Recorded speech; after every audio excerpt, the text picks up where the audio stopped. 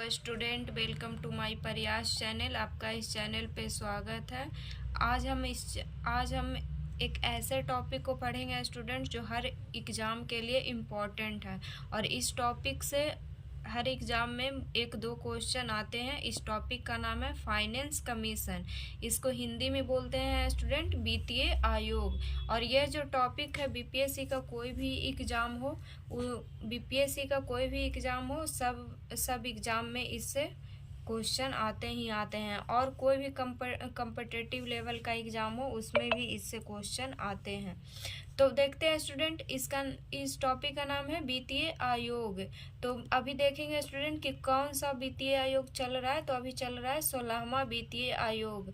और अभी चल रहा है 16वां वित्तीय आयोग। और वित्तीय आयोग की जो अवधि होती है वो कितने साल की होती है? तो वो होती है 5 साल की। और अभी जो वित्तीय आयोग चल रहा है वो कब से कब तक चलेगा स्टूडेंट? तो ये चलेगा 2026 से 2031 तक। और अभी वित्तीय आयोग के अध्यक्ष कौन है? तो ये है अरविंद पनगड़िया। और इसके सचिव कौन है? तो ऋत्विक रंजनम पांडे। तो अभी कौन सा वित्तीय आयोग चल रहा है स्टूडेंट? तो 16वां वित्तीय आयोग चल रहा है ये। और कब से कब तक चलेगा? तो 2026 से 2031 तक चलेगा। इसके अभी अध्यक्ष कौन है? तो अरविंद पनगड़िया है।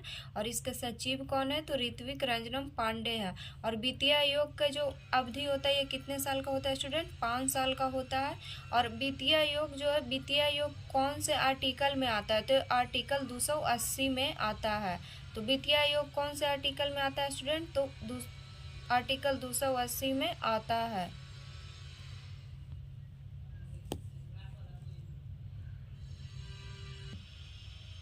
ये कौन से आर्टिकल में आता है स्टूडेंट? तो ये आता है आर्टिकल 280 में आता है। और वित्तीय आयोग जो है कैसी संस्था है? तो ये एक संवैधानिक संस्था है और एक सलाहकारी संस्था भी है।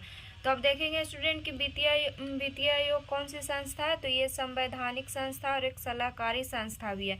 ये एग्जाम में भी पूछता है स्टूडेंट, कई एग्जाम में पूछा भी है कि वित्तीय आयोग कौन से आर्टिकल में आता है? तो आर्टिकल 280 में आता है।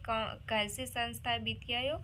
तो संवैधानिक संस्था है ये। और वित्तीय आयोग का काम क्या है स्टूडेंट? तो वित्तीय आयोग का काम है राज्य और केंद्र के बीच करों का बंटवारा करना। तो वित्तीय आयोग क्या काम है इसका? तो इसका काम है राज्य और केंद्र के बीच करों का बंटवारा करना।